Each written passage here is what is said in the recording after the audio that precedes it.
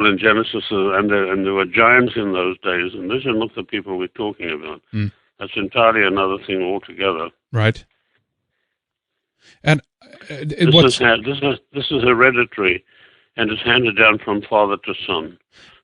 If it's hereditary, what's amazing to me as well is that it seems like at least what we know about is no one have broken the ranks here. I mean, we have kings and queens who abdicate. They in some way protest against the situation that they're born into, if you will. And if the same apply here, do you think that there have been any whistleblowers out there that wanted to defect from this particular group, but potentially then have gotten murdered? There were two very notable rebellions.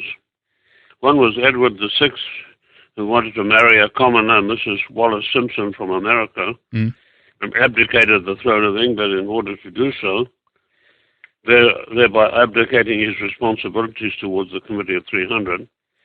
And they never came to anything, as you know. And then the second one, of course, was when John Kennedy was told about he had to take his orders from Chatham House. And he said, I'm the President of the United States, I don't take orders from anybody. And in defiance of this group, he started issuing U.S.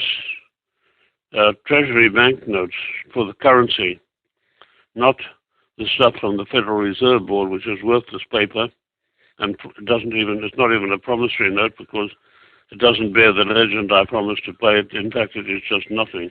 Yeah.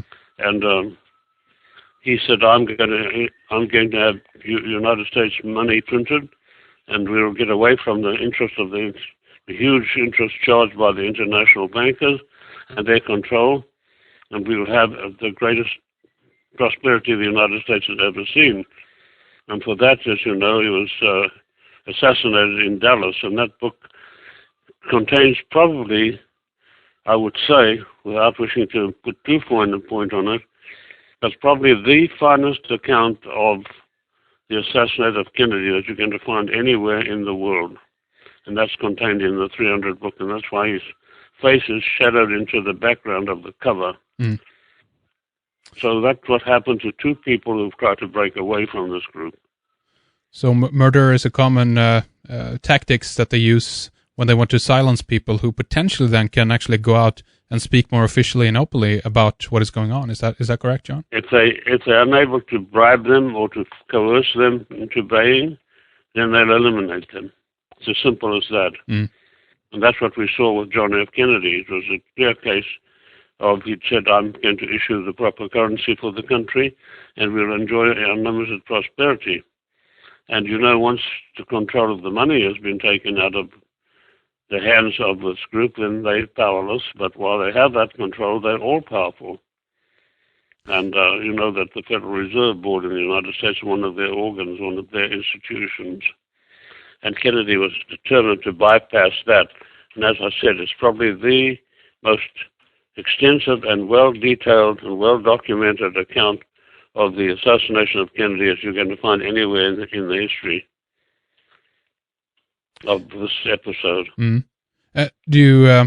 Many people obviously jump to the conclusion that anybody who is in a position of being within royalty or close to royalty are being sacrificed for maybe similar reasons as well. There, Princess Diana, maybe even the Romanovs, if we go back to Russian history, might be part of this. Do you think that that's true, or do you think that people extend or read too much into those kind of situations? Accidents maybe are happening as well. What do you think? I think I've got a paper all about the monograph, a very extensive one about the death of Princess Diana. What happened in her case was quite simple. I'll tell you about it in a second. It's also in the book. She embarked upon a travelogue, if you like, stopping all over Europe and criticizing the Queen and revealing the most intimate secrets of the royal family. And she also took on criticizing the selling of mines, anti-personnel mines. Yeah. And the biggest supplier of those, the biggest trade of those is done from Britain. Britain supplies most of the anti-personnel mines that are sold. And so she was treading on the toes of very rich and very powerful people. And once she was in Paris, she got a visit from two MI6 men, and they told her, you know, Princess Diana, you're a nice little girl, you're nice. Just go out and enjoy a good life. You've got all the money you need. You've got all the opportunities for a good life. So just be a good little girl and go out and do that, and don't interfere in things that are going to cause you problems. And she chose not to deliberately. She chose her own course, and she told them virtually to go to hell, and she would continue doing what she was doing. Well, it wasn't very long after that that she was assassinated by them. That accident was no accident. And the whole story is detailed in my work, The Death of Princess Diana, how when they entered that notorious tunnel, there were two men standing at the other side, and they had laser guns, and they fired these guns and completely blinded the driver, who lost control of the car and smashed it into the center post and then hit the side wall. And of course, the car was completely wrecked, and Diana was mortally wounded. It seems so. You don't just obey the orders from these people. If they tell you something, it doesn't matter if you're the president of the United States or you're royalty. It's not going to protect you. That's right. That's the message. That's the message they put out. Because so many people who try to put a stick in the industrial wheel of war seems to end up in this kind of situation as well. It could be argued same thing with JFK, of course, with him wanting to end the Vietnam War, because again, so many of the money and the whole industry of war is such a big profit for so many people. Yes, well, he was determined to end the Vietnam War because the Vietnam War was a farce from start to finish. And what we really went in there for was to use United States Air Force planes to bomb along the coastline and discover where the shallow oil villagers were in the coast, along the coast of Vietnam. They had more oil there than they have in Saudi Arabia. And the big companies like Phillips Petroleum and so on, Shell Company, were using America's armed forces to do all their prospecting for them. It's an amazing story, but every word of it is true. I think we also should, later when we have you back, John, with us for our second hour, talk about some of these groups that I'm going to mention now, but I'll mention them in passing so we can keep that in mind until next time. Order of St. John of Jerusalem, Club of Rome, the Fabians, the Venetian Black Nobility, the Mont Pelerin Society, and the Hellfire Club are some of the things that you go into, and this is something we can save and keep in mind for the next hour that we record later on here, John. Well, I think so. I think so because these are very important institutions. Yes. Again, all under the control of the Committee of 300, and your listeners need to know about them and what their purpose was.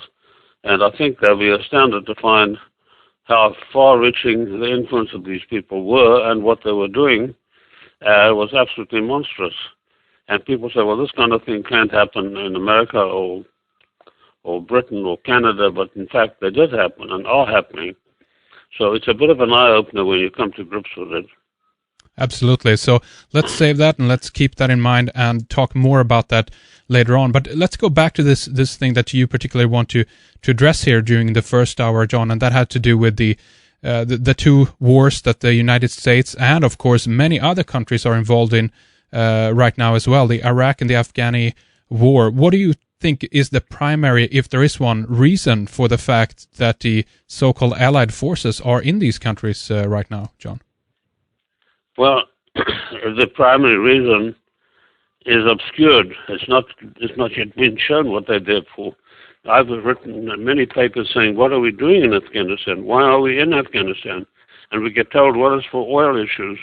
For the oil concessions, there's this huge depository of oil there, and plus there's this enormous pipeline running right across Afghanistan that supplies oil to China. And we want to be in there to control this. Well, it's none of our business. And we've not been authorized by the Congress through a declaration of war to be there. Mm. And the cost of the two wars in Iraq, it was the same thing. We wanted to get control of their massive oil reserves and their oil. If Iraq didn't have oil, we would never attack them. We attacked Iraq for no good reason at all. And George Bush committed a heinous crime. He flouted the U.S. Constitution. He took the nation to war without a declaration of war on the false premise that these people were harboring weapons of mass destruction.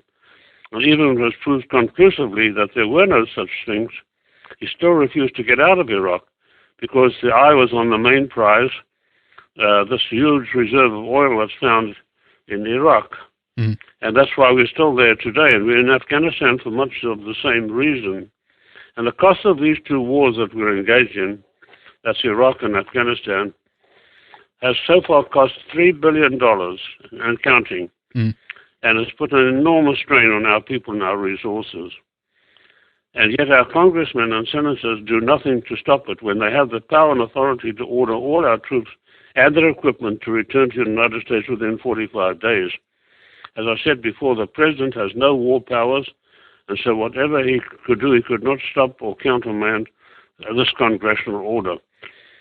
That's the sum and substance of what's going on in Iraq and in Afghanistan. In June 9th, or on June 9th, 2010, I remember that the U.S. General David Petraeus, the commander of the United States Central Command, CENTCOM, spoke actually at the Royal United Service Institute in London, and actually at that point announced that the U.S. military in cooperation with the USGS had found a huge, significant, that was his words, mineral deposit in Afghanistan as well. This is based out of some of the radar data that was done back in 2003, basically when the U.S. and the other allied forces invaded Afghanistan. No coincidence, right? They're there because they want to grab the mineral resources out of Afghanistan? Yes, we fully intend to exploit the mineral resources of that country. It's very much the same thing that happened in the Anglo-Boer War in 1899. Now, this is a war that, in my opinion, was the most significant war, and it showed many, many things, particularly that a small nation that has determination to resist can not be defeated, because you cannot win the hearts and minds of unless you can win the hearts and minds of those people, you're never going to be able to rule in peace. And the Anglo-Boer War was a mighty marathon where you had, for 3 years, no more than 80,000 men, and some of them were as young as 14 and as old as 70, defeated and defied and defeated the might of Queen Victoria's army, the mightiest army the world had ever seen. 400,000 troops, including troops from Canada and Australia, were sent out to fight the Boers, and they could not subdue them. When they were defeated in pitched battles, the Boers resorted to guerrilla tactics. And the only hope that they could have for peace was for the British to extend their hand of friendship and to ask the Boers to come to a conference table. And there they sat down and they thrashed out the constitution for what is today modern South Africa. But what was that war fought about?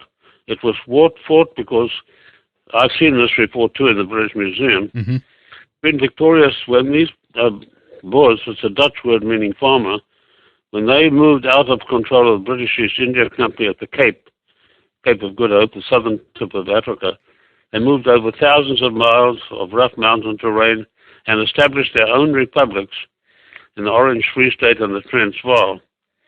And Queen Victoria sent her chief geologist out there to have a look and see what was any minerals or anything worth laying claim to. And he came back, and I remember that on the last pages of the book he said, "Now I conclude, Your Majesty, that there are no minerals, metals, or valuable precious metals of any kind in these areas that are worth fighting for." So she relinquished sovereignty over them, and they became republics.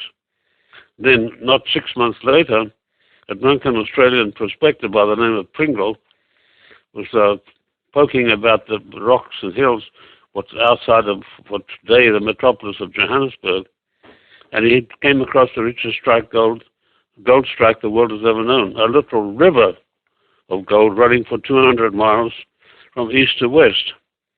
And these were not just narrow little tiny seams where the miners had to creep on their bellies and try and get it out of the rock. These were huge faces, sometimes 20 feet high. And that's still the richest source of minerals and gold in the world today. That's incredible. But then, of course, Queen Victoria wanted it back. She suddenly said, "Oh no, we resume sovereignty," and that's what the war was fought about. The British want to gain control of the resources of the two republics. Yes. So the quickest way to lose your country, if you're independent, is to have natural resources that are valuable. An example of that ongoing, there's not been any success yet since Chavez stepped in there, but Venezuela was very well on the way to that, being that, and then Chavez came along and upset the apple cart, and of course he's still there, so as long as he's there, they're not going to succeed in seizing the oil in Venezuela. But this is just by the way of how these people work.